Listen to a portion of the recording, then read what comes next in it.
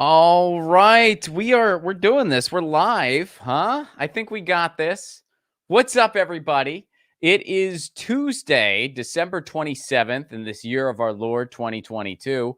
I'm coming at you from Los Angeles, California, in the United Corporations of America. And it's actually a little cloudy. We're supposed to get some rain here in Southern California. I am Ron Placone. Jordan Cheriton is still on paternity leave. But he'll be coming back, I think, in January. As soon as we know more on that, we'll be letting everyone know. But we have a pretty awesome show for you today, and I'm going to get right into it because I have a guest here who is on a time crunch. So we're going to get our guest in here in just a second. But we got some fun stories for you. First of all, if you traveled this holiday season, hopefully you didn't travel Southwest. We're going to be talking about that. The whole migrant story being dropped off in front of Kamala Harris's house. We're going to be talking about that. And the kidnap sentence. Remember a couple years ago when a militia group tried to kidnap the governor of Michigan? Well, they were just sentenced. We're going to jump into that. But first, we got a little bit of, dare I say, good news. Colin, let's pull up the tweet first really quick here. Over in Nigeria, Shell was ordered to pay farmers for some oil spills. And Stephen Donziger was on this case. Here's the tweet here. Breaking in a landmark victory, Shell agreed to pay $16 million to 4 Nigerian farmers in a case where courts also held the fossil fuel industry legally responsible for the abuses of its foreign subsidiaries. So joining us today is Stephen himself. Stephen Donziger is an attorney who went up against Chevron, and they didn't like that, so they went up against him, and the fight continues. Stephen, how are you? Thanks for being here. Great to be here with you, Ron. Thanks for having me. Absolutely. So most people watching this, I'm sure already know who you are, but if you could just give people a snapshot into what you were involved with concerning Chevron and kind of a Cliff Notes version of everything you've been through. Well, thanks. So I work with a team of lawyers down in Ecuador over many years in a lawsuit against Chevron after the company had dumped literally billions of gallons of cancer-causing oil waste into the rainforest and decimated indigenous groups. We ended up winning the case, roughly a $10 billion judgment, historic victory. Back in 2009, it was affirmed on appeal by 6 different appellate courts, including the Supreme Court of Ecuador and the Supreme Court of Canada for enforcement purposes. Chevron then went after me here in New York, claimed the case was a fraud, even though it had been affirmed, by various appellate courts around the world. And in my opinion, they corrupted the judicial process and basically prosecuted me privately for contempt of court and had me locked up for almost 3 years, which ended last April. So now I'm out doing my thing as a human rights lawyer, an environmental justice lawyer. But I was targeted with the nation's first private corporate prosecution. The case is still under appeal. It was, in my opinion, very unfair. But it's a warning sign to everyone out there who cares about justice, cares about the climate movement, cares about our democracy, that the corporate capture of the U.S. government now extends to at least some pockets of our federal judiciary in a very direct way. So we can talk more about that maybe some other time, but I'm happy now to talk if you want about the Shell case. Yeah, so let's jump into that because dare I say that's actually a little bit of good news, which I'm sure we can all use this holiday season. So what happened over in Nigeria? So this is an important case. I try to keep my eye on important environmental legal cases in courts around the world, just because I think the legal piece to saving our planet is often overlooked, and I think it's really important. So what happened is a group called Friends of the Earth, a really great environmental group, the Netherlands branch, sued Shell, which at the time was based in the Netherlands, for pollution one of its subsidiaries caused to a handful of villages in Nigeria because of a leaking underground pipeline. And this case went on for 13 years, and it just resulted in really a very, in my opinion, landmark settlement where the company agreed to pay $16 million to 4 farmers and their villages to compensate them for the environmental damage caused by the leaking pipeline. Now, in the larger scheme of things, and with a company that has revenue revenue in the hundreds of billions of dollars every year. I recognize 16 million might not seem like that much money, but this is really significant for two reasons. One is it will make a huge difference to these communities. I mean, it will improve their situations, their lifestyles dramatically. And even more importantly, it creates a really important precedent because Dutch courts established that Shell was responsible for pollution caused by its wholly owned farm subsidiary in Nigeria. The first thing oil companies do when they get sued in their home country courts by people abroad who they negatively impact is they claim, oh, you can't sue us here because that wasn't us. That was our subsidiary. That's a different company. And it's just a legal fiction designed to, obtain impunity for human rights violations. So the fact that Dutch court rejected that in this case, which resulted in this landmark settlement, is significant not just for the 4 Nigerian farmers and their villages, it's significant for every environmental campaign in the world that represents people in other countries, usually under-resourced countries in the global south, who want to take on the big polluters in the north, like the Chevrons, the Shells, the Exxons, the BPs. So this decision in Dutch courts, while it technically only applies to the Netherlands, actually will have, in my opinion, very positive ramifications in countries around the world that will take on similar cases. So to me, this is very significant. It's a big victory for the movement, for the planet, for the climate movement. Do you think it's kind of a sign? Because I'll tell you an aside here, and I'm sure you can speak to this like to infinite levels. But when I grew up in Pittsburgh, Pennsylvania, which is the land of fracking in Western Pennsylvania right now. And when I was in grad school, I did a big study on just the fracking industry in the area, and I found so many cases of what you're talking about where they actually committed thousands of violations, none of which were reported on. And what they did every time was they passed the buck to a contractor. They're like, oh no, that wasn't Range Resources. That was this, this other subsidiary thing, this other company. So it seems like that's a common dirty trick throughout the entire oil industry. Now, do you think because of this ruling, that's a dirty trick that's not going to work anymore, or is going to at Well, least not work as uh, much? let's not get ahead of ourselves. Okay, this is one important victory that I think can be cited by lawyers who fight for environmental justice in other countries as an example of how to do it. Now, in our case against Chevron out of Ecuador, where we won the case, Chevron made the same argument. They refused to pay the judgment, which is completely unethical.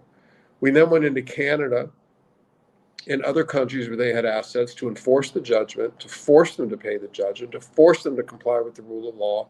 And the first defense they came up with was the same defense Shell tried to use in the Netherlands, which is, wait a second, you can't sue us in Canada because in Canada we don't exist. Only our subsidiary Chevron Canada exists. And we learned that Chevron doesn't operate anywhere in the world except in the United States. I mean, Chevron's in dozens of countries operating through subsidiaries. So their argument essentially is a cheap, dirty trick to try to obtain legal impunity for massive human rights violations through some technical feature of the law that is invented. It's just invented by them. And then they try to convince courts in the United States and Canada. Many of these courts have judges that come out of the big corporate law firms, pro-corporate in their orientation. And, they buy it. And it's really a terrible thing that a corporation can hide behind its subsidiary to avoid paying a legitimate legal judgment, as Chevron continues to do in Ecuador, as Shell tried to do in the Netherlands, but got shot down by courts in that country. This is significant because now the Ecuadorians, when they go into Canada or any other country and Chevron tries to pull the same dirty trick, have a precedent, an important precedent from a very well-respected country's judiciary that can blow up Chevron's defense in our case. So it helps a lot of people. Now, it's not dispositive. They will still pull out every dirty trick in the book to avoid paying these judgments. They hate having to do it. By the way, even though Shell paid $16 million, it doesn't feel like a lot of money to a big oil company. Like, they hate the idea of it. They hate paying $100. Their whole business model is predicated on basically, privatizing profits and externalizing costs. And they fight really hard never to pay court judgments because they don't want these vulnerable communities filing more cases. In these cases, when you win them, and we won ours in Ecuador, even though we're still fighting for Chevron to comply with that decision.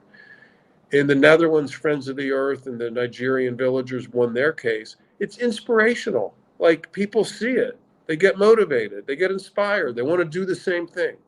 So the oil industry tries to pull out all the stops, every dirty trick it can think of, to never pay these judgments because they do not want these communities to think they can even win.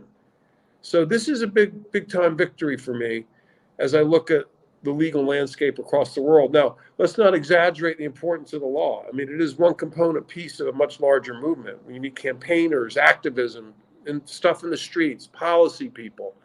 But we can't ignore the law either. And we need to use those spaces in the legal world that exist to advance the cause of the climate movement if we want to save the planet. Do you have time for one more? I know you're on a time Yeah, crunch here. go ahead. One more.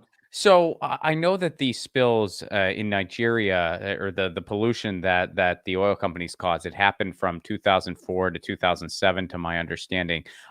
Is this kind of a typical timeline that they'll draw these things out for? Like, because I'm sure they put in every red tape they can, or was there a particular reason that we're just getting to this now? Like, what's kind of the anatomy of a situation like that typically?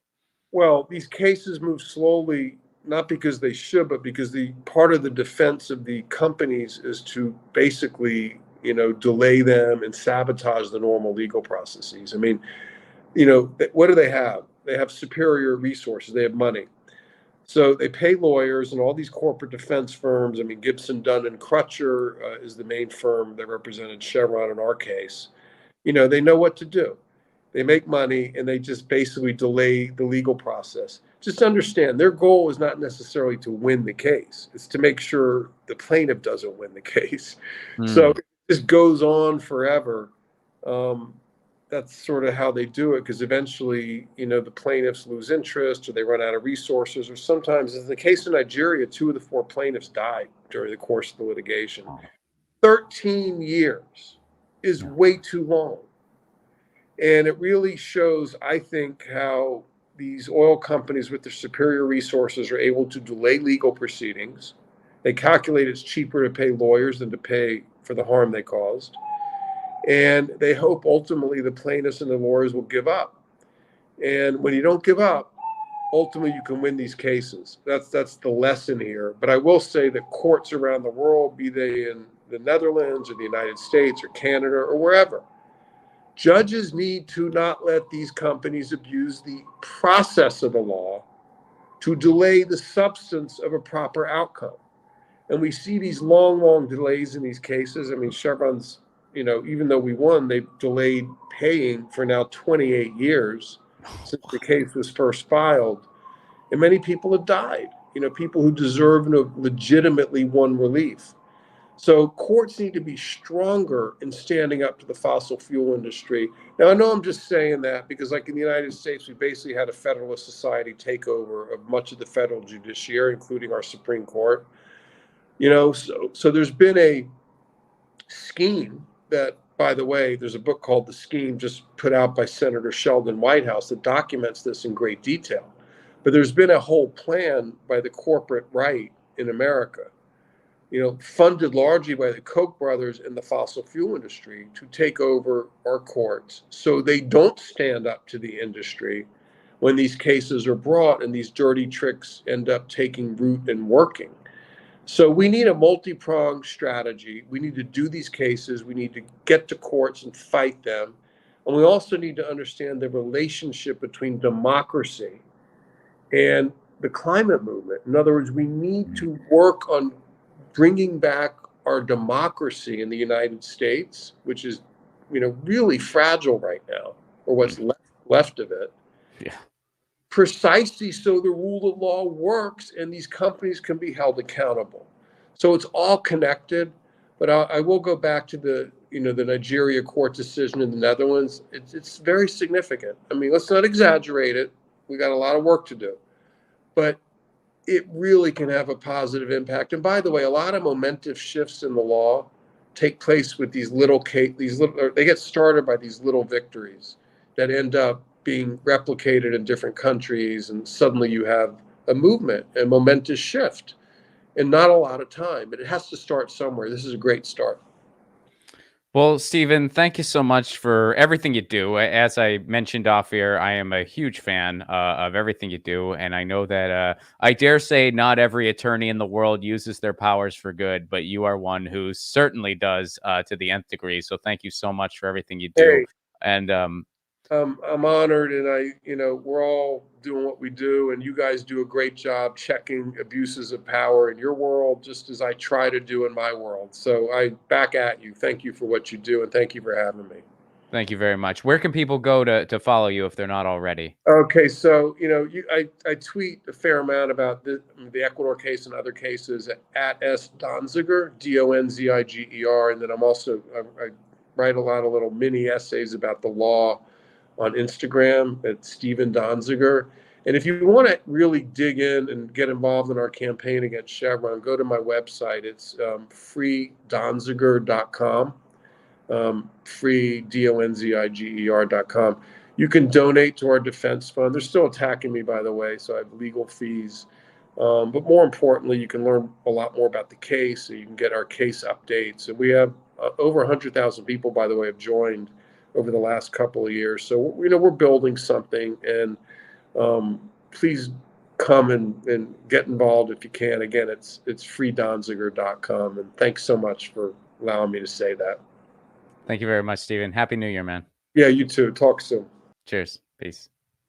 Stephen Donziger.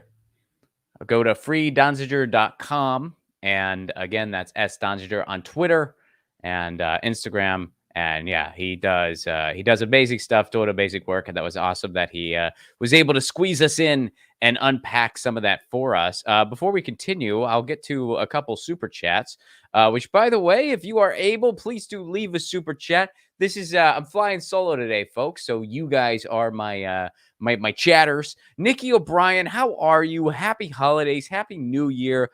And you say, love you, Ron. Love you, Stephen. Solidarity. Thank you so much for that, Nikki. Back at you. I hope all is well. I hope you are having a wonderful holiday season and have an awesome New Year's plan. JG, thank you so much for the kind words here as well. Love having Ron with Status Coup. Continuing to spend my last pennies on membership because of quality people like this. Thank you so much for that, JG, and thank you so much for supporting this show. Of course, we hope that no one's stretching themselves too thin or anything. But again, thank you so much for supporting the show and for the kind words. It means the world, and then some. Fly Chomper Fly, what's up, Fly Chomper Fly? Is that a song? I feel like that should be a song or a band. If it's not, I feel like it already is. Let me know the deal on that one. But either way, I like your handle either way. But anyway, glad to hear Steve again on this channel. Thanks. Absolutely. I was thrilled when he was able to do it. Jordan set it up. Jordan coordinated this interview while he was changing a diaper and editing a page of his book. I can't verify if that's true, but we'll just go with it is. He was changing a diaper, editing a page of his book, and booking Donziger on the show. Huh? Multitasking. Anyway, so yeah, I was thrilled when I heard he was able to do it. I was real excited. And it was great to talk to him. Tony Dallas, what's up? Steve is the man. Agreed. God bless you guys. Thank you so much for that, Tony Dallas. Happy holidays. Happy New Year. You know the drill. And Chris Garrett, what's up, Chris? Thanks, Ron, for continuing to keep Steve Donziger in his fight front and center. This is so important. Thank you for that, Chris. Thank you very much. And I agree. However, of course, it is not just me. It's a group effort here. Colin's on the ones and twos. Jordan coordinated the interview. We all kind of curate the content. Zaina, Tina, Kim, you know the drill. So yeah, shout out to the entire Status Coup team. in making this interview happen. And all right, so please do leave your chats. Please leave your super chats. We'll get to more of them throughout the show today, and we're gonna go to some more stories here. So next, we got that was our good news, by the way. That was our good news. We got some other stuff happening now. We got the kidnap sentence that happened with Gretchen Whitmer. That was I messed up that name, didn't I? Here, let's pull up the article. I think I messed up the name of the governor there. Let's pull up the ABC one. Yeah. Adam Fox, a malicious. Oh wait, I didn't screw up the name. Why did I ever doubt me? I'm like, I think I just messed up the name of the governor. Nope. Gretchen Whitmer. I nailed it. What did we learn today, folks? Ron, never doubt yourself because you're never wrong. I'm just kidding. I get stuff wrong all the time. Anyway, man who plotted to kidnap Michigan governor sentenced to 16 years in prison. I'm surprised it's not more. But anyway, let's read on. Adam Fox, a militia member who plotted to kidnap Michigan Governor Gretchen Whitmer, was sentenced to 16 years in prison on Tuesday. So let's go ahead and scroll down here. After Fox's first trial ended in a hung jury, he was found guilty in August of kidnapping conspiracy and conspiracy to use a weapon of mass destruction. Fox, 39, faced up to life in prison. So there's his headshot there. That's him. That's the guy. He tried to pull off a kidnapping and failed. I'll be honest, he kind of looks like a guy who would first have the terrible idea to kidnap a governor and then fuck that up. You know what I mean? I don't know. Anyway, let's go. Let's see what else there is to this. For his role in the plot so this is according to Andrew Burge, the former U.S. attorney for the Western District of Michigan, who oversaw this trial. For his role in the plot to kidnap the governor and trigger further violence, he will serve a long term in prison. Responding to domestic terrorism has been a priority for the Department of Justice since its founding. Rest assured, we will spare no effort to disrupt plots like these and hold those responsible accountable. Fox and another convicted militia member, Bobby Croft Jr., intended to kidnap Governor Whitmer from her vacation cottage near Elk Rapids, Michigan in 2020 and used destructive devices to facilitate their plot by harming and hindering the governor's security detail and any responding law enforcement officers. Prosecutors said the men's goal was to ignite a civil war. There you go. That's a great idea, guys. Great idea. Let's go to Elk Rivers, Michigan and kidnap a governor. Why? So we could start a civil war. That sounds like a terrible idea. Well, no, we did our due diligence on this one. We see no holes in this plan. No holes at all. I'm surprised they only got 16 years. I'm surprised it's not more. Now, I did see a couple things. Apparently, the reason it wasn't more is because they're not so convinced that this dude is the actual mastermind. Now, is he or isn't he? I don't know. I'm not privy to everything that went on in that militia, but I'm going to go out on a limb and I'm going to say that that none of them are necessarily knocking it out of the park in the logic or reason department. So if they're thinking, well, I bet there might be a more brilliant mastermind at the top. Do you think? I don't know. I have my doubts. But I remember when that happened. I mean, that happened in 2020. And the reason was because they were angry about angry about COVID lockdowns. They were angry that they had to wear a mask. And so they decided, well, we're going to kidnap the governor. That's what we're going to do. We're going to kidnap the governor. And allegedly their goal was, let's start a civil war, which is not a good idea. I'm going to go out on a limb here. And I'm going to say that's a terrible idea. Whenever people even utter that, first of all, I'll say this, and this is kind of like a thematic aside here. Whenever people on the left kind of say, no, obviously these militia people were not on the left, but whenever people on the left start even uttering the idea of like a civil war or something like that, to me, that just sounds nuts beyond comprehension. Because first of all, who do you think's going to win? If it ever came down to an actual armed insurgency in this country, which of course I'm 110% against, Who do you think? All right, so we have a police force who does the bidding of the powers that be, who have proven time and time again that they will turn on their own people in an instant. We have the most powerful military in the world, who our government would definitely use on its own people. Keep in mind, it was only a couple years ago we were legit under martial law for a bit. So, who do you think's going to win? Who do you think would win in that struggle? And then you have militias like this guy who they're just itching at the bit to kidnap a governor. Who do you think? Who would they side with? They're going to side with the cops. So, yeah. Anyway, it's pretty bad idea. Pretty bad idea on every level. On every level, a very, very bad idea.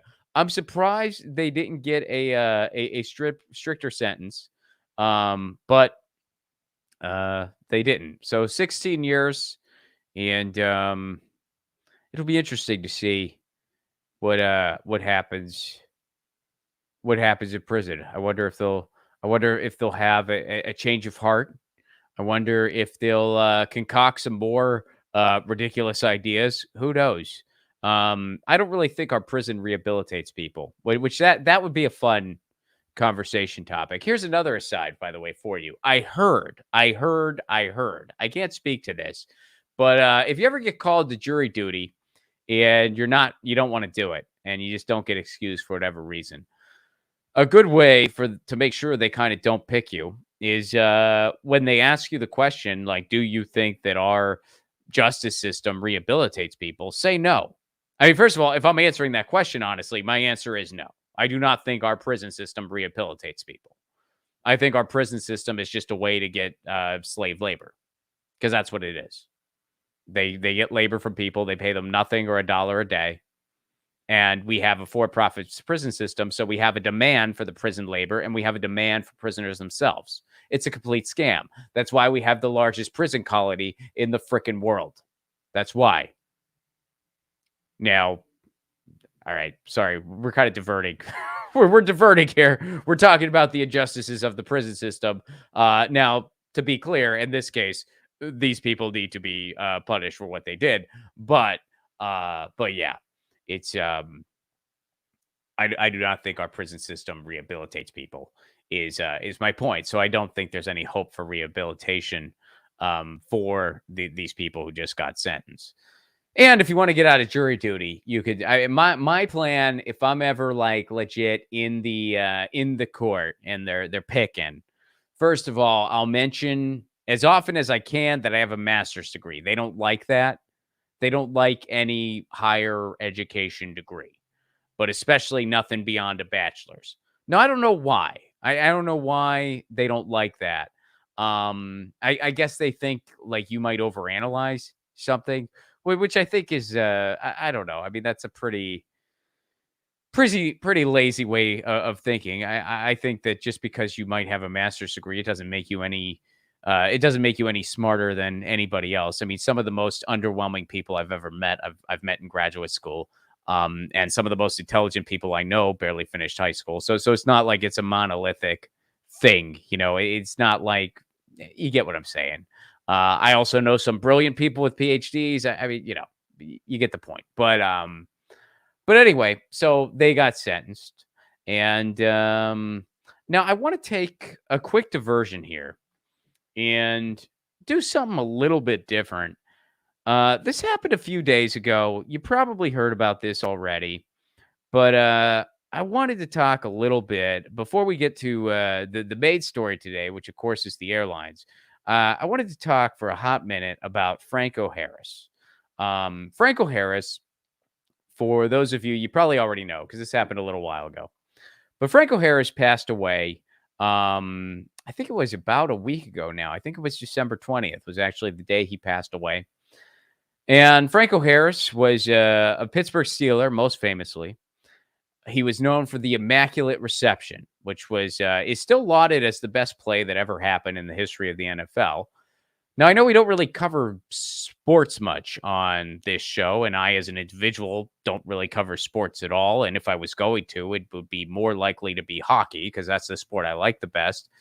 So you might wonder, if you don't know a lot about the guy, why am I talking about Franco Harris? I mean, that's sad that he died, rest in power, but why is Rod talking about him? Well, not everyone realizes this, but Franco Harris was a lot more um, than just an incredible NFL player. Not that, I mean, that's a lot in and of itself.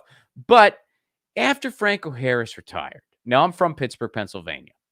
After Franco Harris retired, he didn't leave Pittsburgh. He liked it there. He wanted it to be his home, so he stuck around. And he was a huge community advocate. He did so many things for the city. He did so many things for kids in school. And he was an outspoken guy. And we're going to show you a couple things. Pull up the headline from CBS News, Colin, when he took a stand against the KKK. So here's Franco Harris. Franco Harris took a stand against the KKK outside of the city county building. This was in 1997. We'll read a little bit here. Not all of Franco Harris's heroics were confined to the football field. There was also a little known but valiant stand he took in defense of the city of Pittsburgh against the Ku Klux Klan.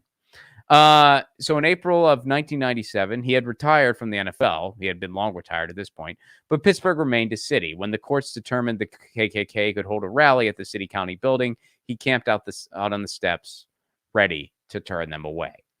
Franco Harris also protested against the Iraq War. He stood up against the NFL owners when he had to. Here's another thing. Pull up the Tom Morello tweet, Colin. I want people to see that. He was an outspoken social justice guy. Here's what Tom Morello had to say about him. Rest in peace, Franco Harris, a hero on and off the field. Franco's Italian army will be waving our terrible towels tonight in tribute to a great man. Now, here's another thing about Franco. So he protested the Iraq War. He protested against the KKK.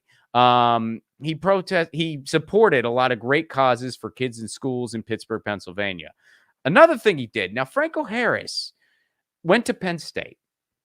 And of course, there was that horrible, horrible tragedy that had been plaguing Penn State for years and had finally come to the surface concerning Jerry Sandusky and child abuse. And that was a very difficult moment for anybody affiliated with the Penn State community. You know, even though I grew up in Pittsburgh, I didn't have any ties to Penn State or anything like that. I didn't go there.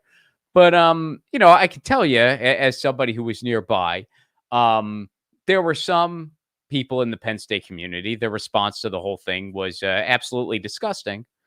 If we're being honest, it was truly sickening. And all they really gave a shit about was their football team. They didn't care about these victims or anything like that.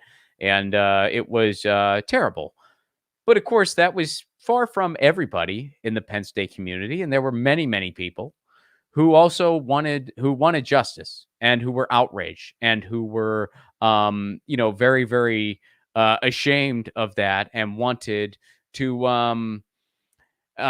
justice to be served. And that's not an easy thing to do when an institution that you care about makes a big misstep like that. And a misstep is a gross understatement for what it was, but sometimes you really got to do the right thing and say, hey, even though I have a lot of love for this institution, this is inexcusable. What happened is inexcusable. Which side do you think Franco Harris was on? Pull up that last tweet, Colin, the Kevin Horns PSU tweet. And pull up that photo, please, if you could. So I was just reminded of Franco Harris's Tenement Square moment. This is Kevin Horn, someone affiliated with PSU, when he blocked the vans of Penn State's trustees from fleeing after another meeting full of shame and ineptitude in 2012. So a bunch of trustees were trying to flee a meeting. And here, if you can go back to the prior photo, Colin, here's a bunch of people demanding accountability. A bunch of people are demanding accountability for what happened. They're trying to flee. They're in that van trying to flee. Franco Harris, somebody who is a huge public figure in the area, stood there to block their way.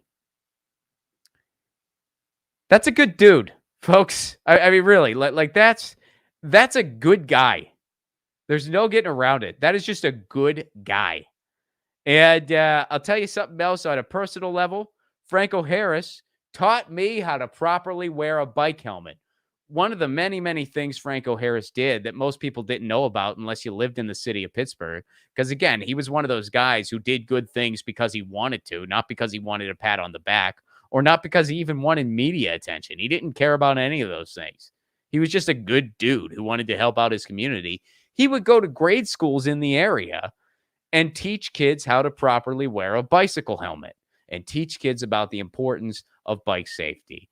And I remember, I forget what grade I was in, but I was young. I was definitely, I want to say I was like maybe 8 years old, something like that. But Franco Harris came and he taught us the importance of bike safety and how to properly wear a bike helmet. So rest in power, Franco.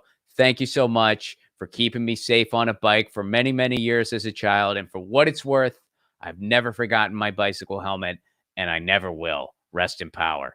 All right, let's move on to Southwest Airlines. Hopefully you didn't travel Southwest, folks. The holidays are always a very, very stressful time to travel.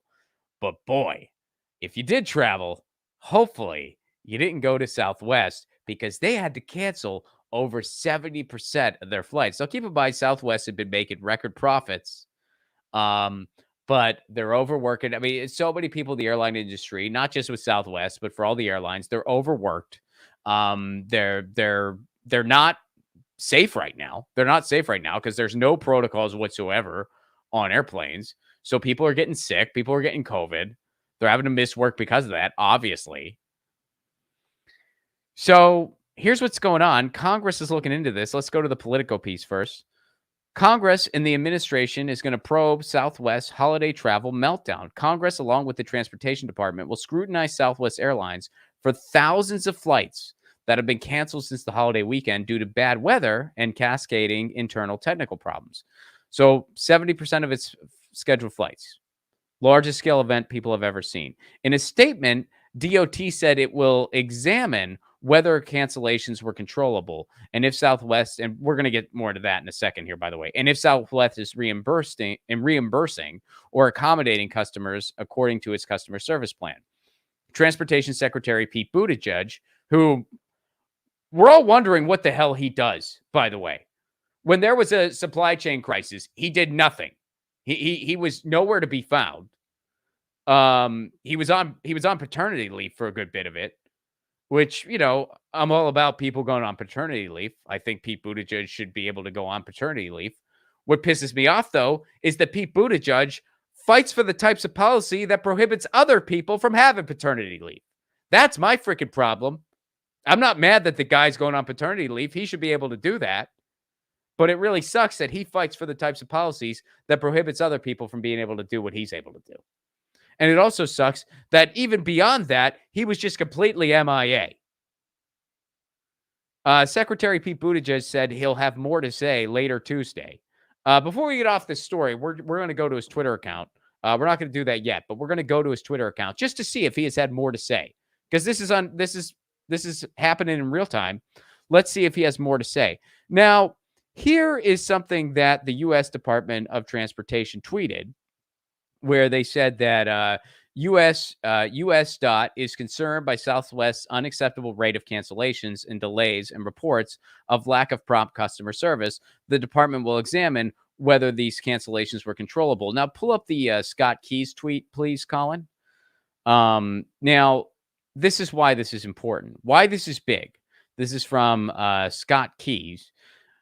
Southwest is among the airlines that has promised to pay for stranded passengers' meals, hotels, taxis, but only when cancellations delays are controllable, i.e. not because of bad weather. So the Department of Transportation is looking into this, and they're going to say, is this controllable or wasn't it? Now, obviously, Southwest is going to say, oh, it was because of the weather and this and that, and there has been freezing temperatures. I know that throughout the country, there has been very, very freezing cold temperatures. I'm not like an air travel expert here. I don't know. I know that like when it gets cold, they like de-ice the wings and stuff. Is there a certain level of cold where they can't take off at all? I'm assuming there would be. What that is, I don't know for sure. What what safety measures exactly they have in place. I'm not an expert on that. But I do know that a lot of this was because they were just completely unprepared. And this isn't the first time something like this has happened. And again, they acknowledge this in some of the articles that they acknowledge that there's a lot of staffing issues going on. Well, why is that? It's because people are freaking sick. So let's go to the photo of all the tweet that has all the luggage, Colin. Let's go to that. It's the Angie Andrews tweet. So check this out. Let's go ahead and look at that. Yeah, check this video out. Look at all that. That's all the luggage. That is all the luggage just going everywhere. And it's just stuck there. They're just stuck there. Wow. That's like as far, it just keeps, so those are all people that didn't get to their destinations. And I know that at one point they were just telling people, hey, go to try to find your luggage. So imagine you're just, no, this is, it looks like this is in Tampa Bay. That size is Tampa Bay there. Imagine you're just stranded. You're not getting to your destination, whether your destination was to leave Tampa Bay to go somewhere else, or whether you're, trying to get somewhere from Tampa Bay, wherever it is. I guess, obviously, if Tampa Bay is your final destination, you're just going to get your luggage to go home. But imagine that. They're just like, hey, man, try to find your shit. And you're just screwed. That's a freaking nightmare. Let's go back to the Political article. I want to highlight this article, this paragraph. So Maria Cantwell, chair of the Senate Commerce Committee, on Tuesday said her panel plans to look into the root causes of the meltdown and its impact on travelers, and noted that Southwest's problems over the past several days go beyond weather. So here's something Cantwell said. Many airlines fail to adequately communicate with consumers during flight cancellations. Cantwell said in a statement, consumers deserve strong protections, including an updated consumer refund rule. Last month, Cantwell and Ed Markey and Richard Blumenthal asked DOT to increase the kinds of compensation that are legally entitled to for delays or cancellations that are the airline's fault. A spokesperson for Southwest said the airline has been in touch with Buttigieg about the problem and referred to a statement made on Monday that it is rebalancing airline operations to rectify the issue. Though the problem began over the weekend, they have since snowballed drastically. The airline has canceled roughly 70% of its flight for Tuesday, another 60% for Wednesday, in an attempt to recover. According to flight tracking service Flight Radar 24, more than 5,000 Southwest flights have already been canceled. 5,000 flights. So here's what else they had to say about this. Continuing challenges are impacting our customers and employees in a significant way that is unacceptable, the airline said. We're working with safety at the forefront to urgently address wide-scale disruption by rebalancing the airline. This part is the tell here. You ready? And repositioning crews and our fleet ultimately to best serve all who plan to travel with us. Let me read that again. We're repositioning crews and our fleet ultimately to best serve all who plan to travel with us. What's that code for, folks? That's code for they don't have enough people. They don't have enough people working. And it's probably a combination of they don't want to hire enough people, they don't want to pay enough people, they want to overwork and price gouge and exploit people as much as they can, and there's nothing protecting these workers, so people are getting sick. People are getting COVID, they're getting sick because there's no protection measures in place at all, and you're on a freaking plane. You're in a germ vacuum. And they ain't doing nothing to protect anybody. So that's what's happening. And they're just looking out for their short-term profits. They're going to try to do everything they can to make sure that they don't have to compensate anybody anything. They're going to do everything they can to try to deflect the blame, to try to say that all of it was under their control or out of their control, even though I'm sure not all of it was. I'm sure some of it was, sure. I'm sure that there's some factors that were, in fact, out of their control. There's been some, some really brutal weather the past, this holiday season. So I'm sure some of it does fall into that category, but I'm sure a lot of it doesn't. I bet not all of it does.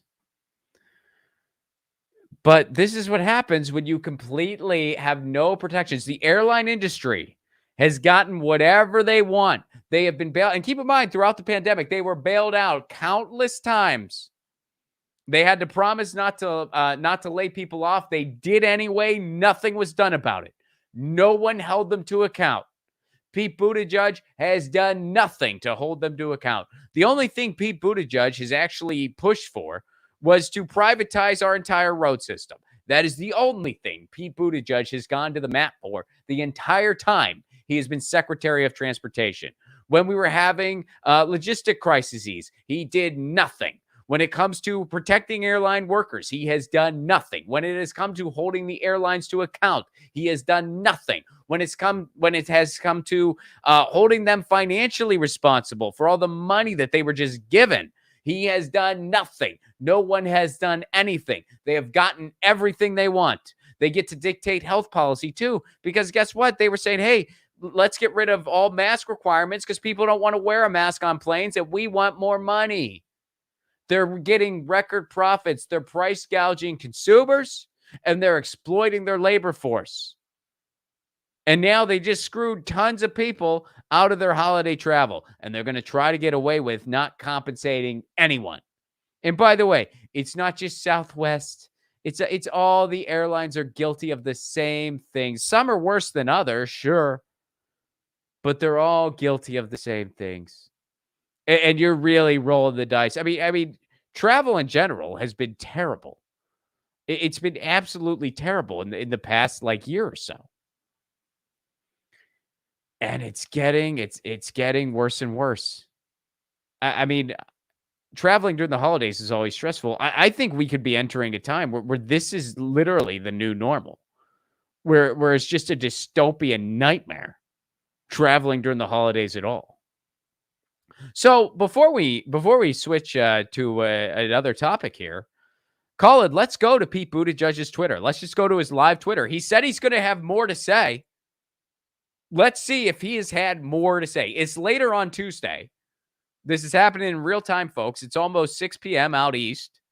So let's see if Pete Buttigieg has had more to say. There he is. Here, wait, don't go too fast. So this is his pin tweet. All right.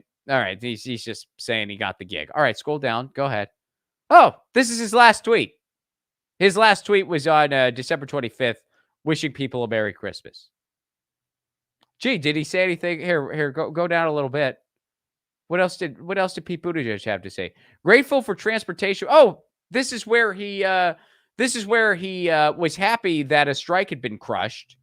Remember, he made Jake Tapper look like a freaking journalist. Even Jake Tapper was grilling him on the railroad strike thing. And of course, he just gave like a freaking press release from the Biden administration.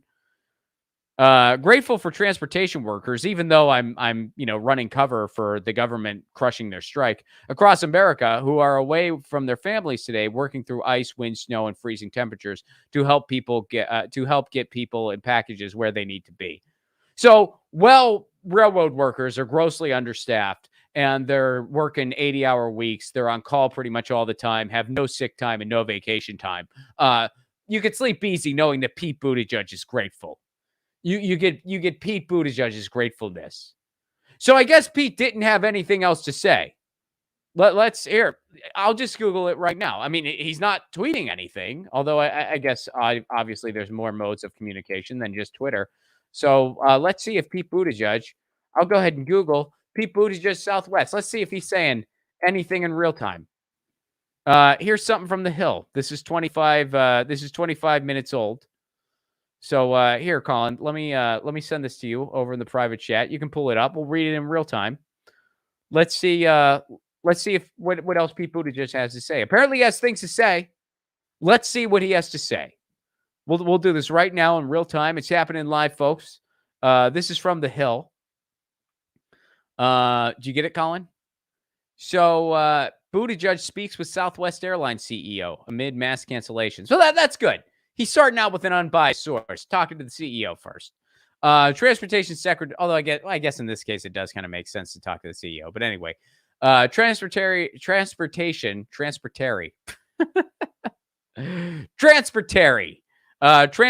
Secretary Pete Buttigieg spoke Tuesday with the head of Southwest Airlines. Buttigieg spoke with Southwest CEO Bob Jordan. That sounds like a made-up name. 2 first names. I bet that's not that guy's real name. Anyway, Bob Jordan, amid customer outrage at the airline, the Department of Transportation said in a statement. So here we go. This afternoon, the agency noted it would take further action if Southwest fails to provide required recourse to passengers. This afternoon, Secretary Buttigieg spoke with the CEO of Southwest Airlines and conveyed that he expects the airlines to live up to the commitments it has made to passengers, including providing meal vouchers, refunds, and hotel accommodations for those experiencing significant delays or cancellations that came about as a result of Southwest's decisions and actions, the department said. Southwest, as all airlines, is also obligated to provide a cash refund. All airlines try to never provide a cash refund. Good luck with that. For passengers whose flights were canceled and decided not to travel. Buttigieg also spoke to union leaders who represent Southwest pilots and flight attendants, some of whom were also stranded and forced to book hotel rooms after cancellation. So Southwest, we're hoping that they look out for passengers. They're not even looking out for their own employees. They're leaving their own employees stranded. We're hoping that they look out for passengers. He also conveyed to Southwest CEOs, oh my God, that he expects Southwest to do right by their pilots and flight attendants and all their workers in these situations. The department indicated it would continue to work with Southwest to make sure the airline does not allow a situation like this to happen again. Did he write a strongly worded letter? Did he threaten a bad Yelp review? What all did Pete Buttigieg do? I don't hear anything about potential consequences. They're literally just saying, well, I hope you guys do the right thing. And what if Southwest doesn't? What's going to happen then? I'm going to go out on a lurk and I'm going to say nothing.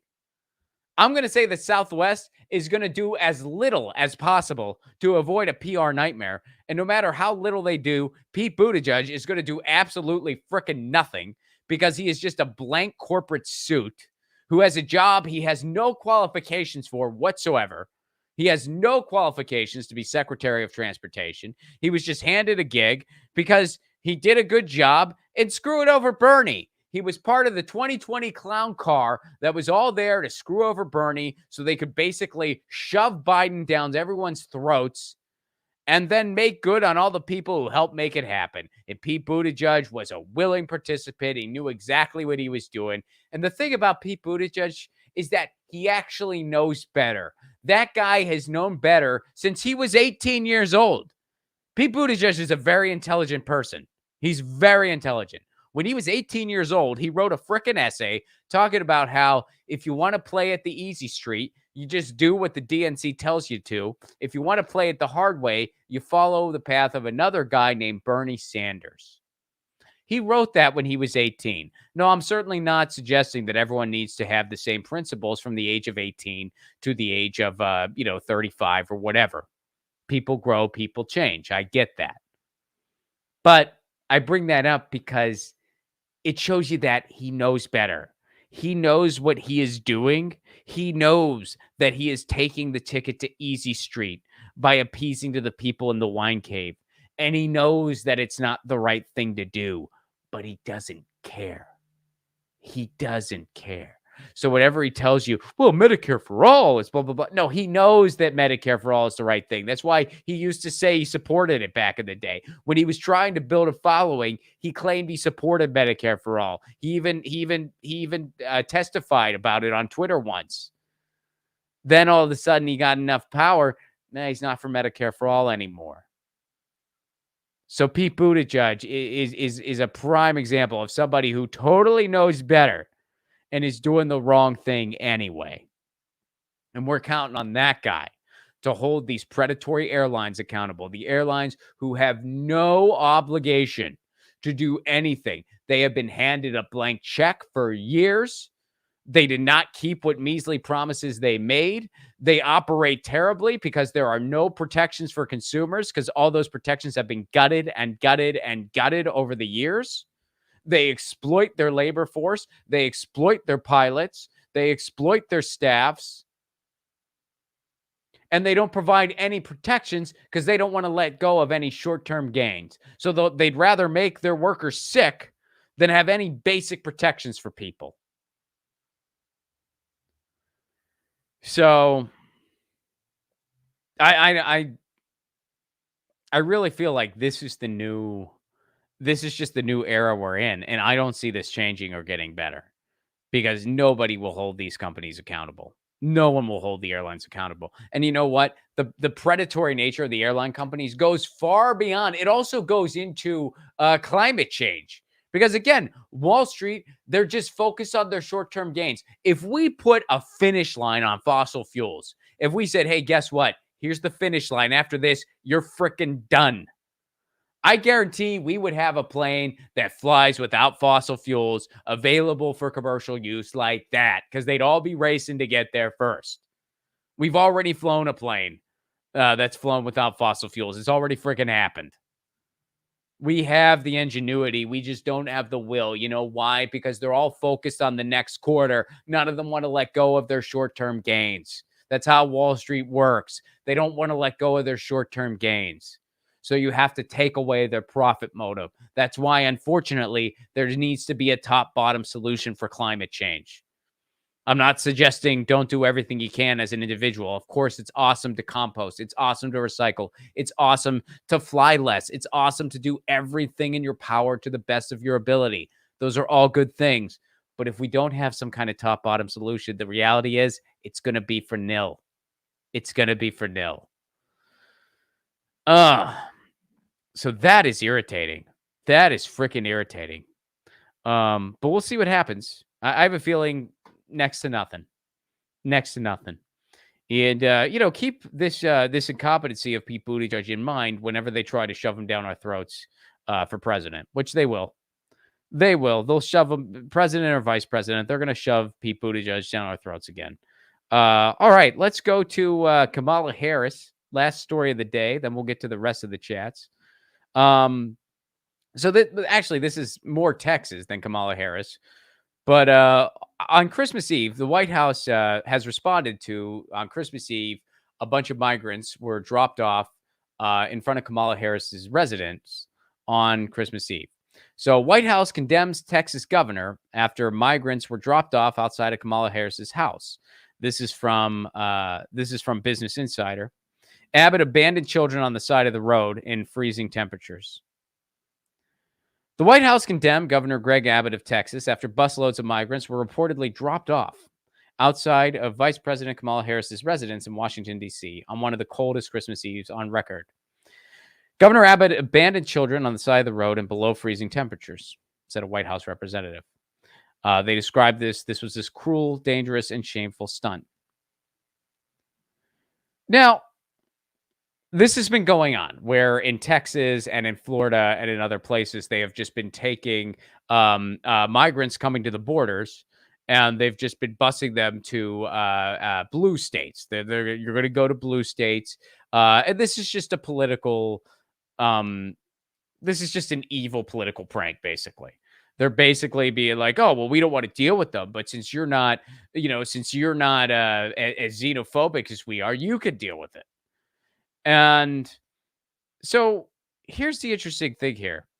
Let's go back to the article here. 3 buses filled with more than 100 migrants arrived from Texas on Saturday to the to the Naval Observatory, where Harris and Second Gentleman Doug Emhoff live. This is interesting. A mutual aid group that has for months been welcoming these migrants said the buses were sent by the Texas Division of Emergency Management. Volunteers coordinated transportation, temporary housing, and food for the migrants.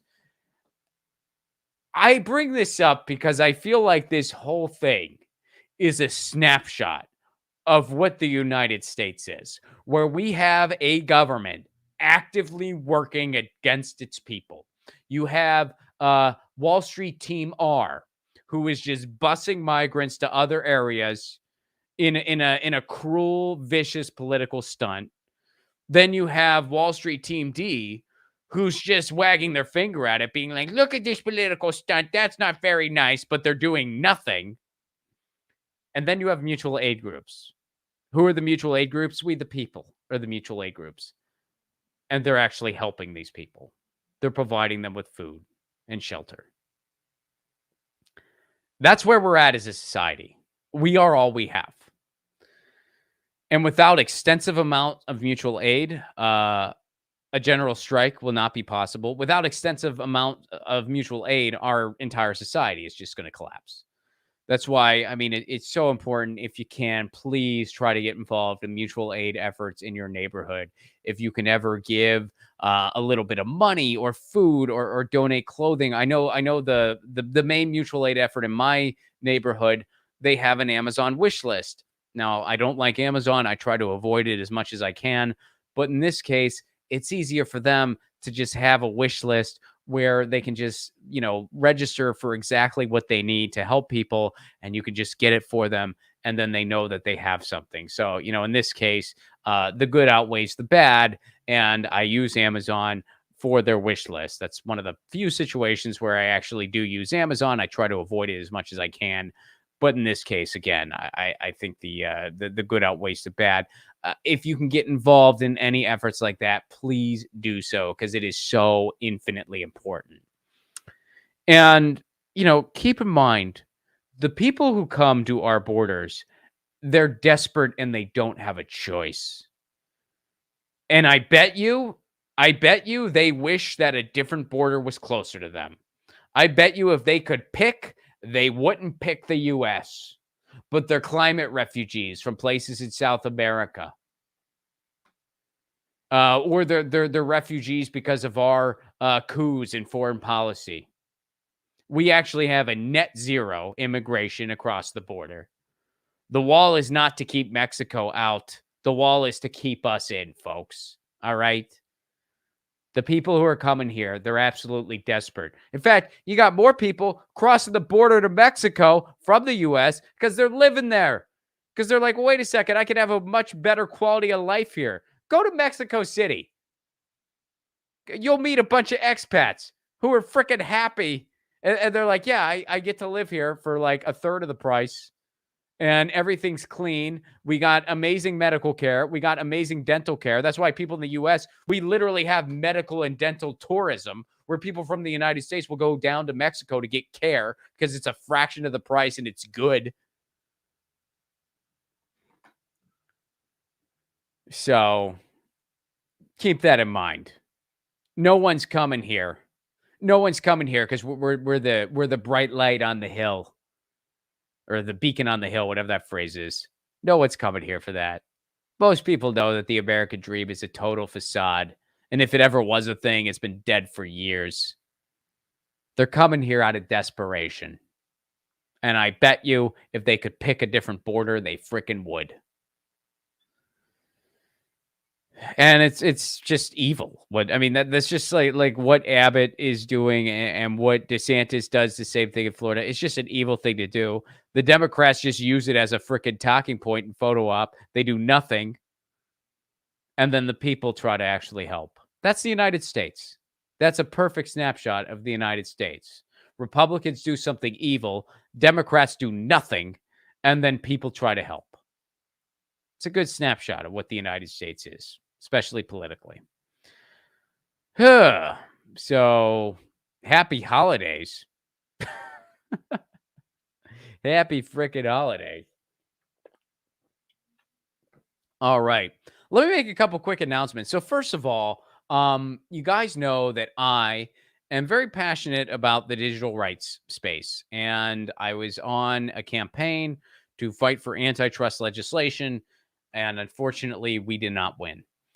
We were fighting to get the 2 antitrust bills to a vote, and we did not get the promised vote. We have been promised a vote since about April.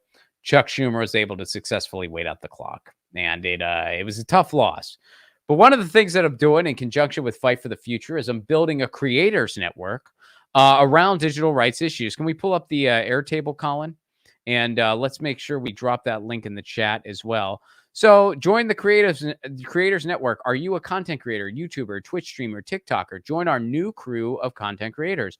We're building an alternative network of political pundits. We'll send you regular updates on the most pressing topics where creators can help. We want to hear from you about the issues you're most passionate about. So please fill this out. Please join this network. What we're trying to do is we're trying to connect digital rights issues with other happenings in the news to try to encourage people to cover it more. You're under no obligation.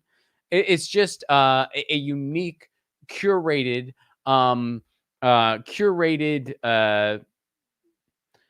quaff of stories, collection of stories in your inbox, and we're going to hopefully connect like-minded creators. So no matter what you do, whether you have a podcast, whether you're on TikTok, whether you just have a Twitter account, doesn't matter how big, doesn't matter how small, please do sign up and join our creators network. You're not obligated to do anything. You can kind of look over the stuff that I curate for you. If you don't like anything, just ignore it. If you like some of it, great, cover it if you want to. If you don't like any of it, that's fine too. Let me know. This is going to be an interactive thing. I'm going to be connecting with all the people who sign up, and I'm going to be saying, hey, what would encourage you to lend more of your voice and ears to digital rights issues? Tell me, help me learn. So I'm real excited about this project. So please sign up. I really want you to sign up, and we'll put that link in the chat, and you can just go ahead and fill it out. It's something coming up in 2023. And also, you know what else is coming up in 2023? Tour dates. I freaking got them. January 7th, I will be in San Diego, California. That's a free show, San Diego, so come on out. Great way to get over your I'm broke from New Year's Eve blues. Come out to a free show on January 7th. That's a Saturday night. You can find all the information at my website, ronplacone.com. Even though it's a free show, reservations are recommended. So make sure you check out that info. January 28th, I will be in Tucson, Arizona. That's a stand-up show and the premiere screening of my short film, Loner. Short film that I worked hard on. Can't wait for the world to see it. I think you all are going to love it. Use the promo code Lucy for discounted tickets. That's for a limited time only. So don't wait, Tucson. Use the promo code and get the tickets now. The longer you wait, well, eventually the early bird special will be over. So don't wait. Get them now. And February 10th, April 14th, May 12th, I'll be doing shows in Los Angeles, California at the Glendale Room. That's a string of shows working on my 2023 hour that I'm hoping to take to the UK this year. And I will have more tour dates soon. American Midwest, hold tight. UK, hold tight. Let me go back to the chats here. Tony DeMeo, what's up? How are you, Tony? Hope all is well. Can't wait to see you in Chicago in 2023. I just finished Mike Gravel's book. I recommend it. That's awesome. Which one? I know the direct democracy one about the people's legislature, like the problem with I forget it's a long title, but I read that one and I love that book. Is that the one you read, or is there an next? I think he has more than one. But which one did you read? Either way, Mike Gravel's awesome. Rest in power, Mike Gravel. And yeah, glad you recommend that. Desbus Fleisch, what's up? What's up, Desbush Fleiss? Hope all is well in Germany. Make Chevron bleed green. Amen. I'm with you. Melanie, what's up, Melanie? How are you? She actually got the Flint case dismissed and nobody is paying for their crimes. She's a piece of expletive. Yeah, I actually didn't know that was directly her, to tell you the truth. I'm not a fan of her politically. But two things can be true at the same time. I'm not a fan of her politically. I also don't think it's okay to plan to kidnap and execute her. So two things can be true at the same time. I'm not a fan of her politically and all the stuff she's done. I also don't think a militia kidnapping her. And keep in mind, they weren't angry over the Flint water crisis. They were angry over COVID. That's why they were mad. So, yeah. Let's see. Joanna, what's up? Prison is a racket for sure. We were created as a slave nation and we haven't evolved yet. I'm with you, Joanna. Check out The 13th. That's an awesome documentary about that very issue that really unpacks it. Dave L., what's up? Air travel was a mistake. We should have gone all in on trains. Absolutely. You know, it's funny. I saw a meme not too long ago. You might have seen it online, where they had a map of all the rail from other countries compared to the United States, and like all these other countries, like all the countries in Europe, they all have all these freaking lines, all these railroads. The United States, there's like a handful of lines. We used to have extensive rail in this country. We got rid of it. Why did we get rid of it? Because the car companies didn't want us to have it. And we said, okay, we should have extensive rail in this country. We desperately need it. Here in California, we said we were going to start building a high-speed rail. We said this around the same time China was going to start building a high-speed rail. China's pretty much done with theirs. In California, we still have not gotten started. California is the fourth largest GDP in the world. We can't manage a high-speed train from San Diego to San Francisco. We can't even manage efficient trains anywhere. And this is a choice. This is a policy choice. It doesn't have to be this way, but they want it this way because the oil companies, they want you buying cars, and the cars companies, they want you buying cars. That's why we gutted public transportation in the United States. We used to have it a lot better, but the car companies, the oil companies, they gutted all that. So, yeah. Maple O, what's up? Right, Ron. Correct emission stopping policy means MOCs not being able to pay their mansion and yacht mortgages. Addicts. I'm with you. Absolutely, Maple. Yeah. I mean, that's again, that's why we need kind of a top-bottom solution. You have to basically say, yes, it's over. Like you have to just put a finish date. That's what has to happen. Will it? I don't know. I certainly hope so. But that's what we need.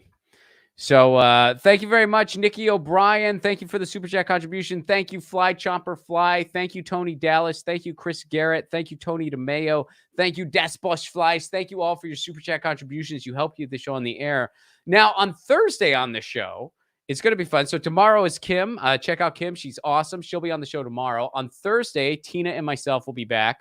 And we're going to be covering a story concerning Libs of TikTok, the TikTok account Libs of TikTok on Tucker Carlson. And we're going to be covering some other stories as well. And another thing we're going to be doing, we are going to be having a debate.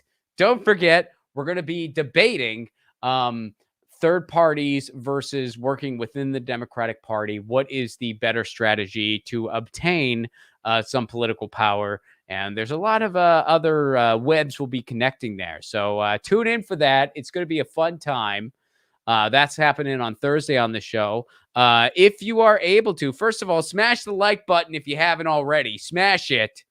Don't forget, smash the frickin' like button. Smash it. Don't just press it. Smash it. Make sure it knows that you like. And keep in mind that when you join Status Coup, you are supporting on-the-ground journalism. So if you are able, please go to statuscoup.com/join to become a member. Starts at $5 a month, and you get members-only phone calls or Zoom calls, rather. It's an important thing. You support independent journalism. You send Status Lou on the beat. You send Jordan on the beat. You send Tina on the beat. Journalism is a public good. It costs resources. So if you are able, statuscoup.com/join. RonPlacone.com for all of my tour dates. And I can't wait to see you on the road. And I will see you all again on Thursday. This is Status Coup signing.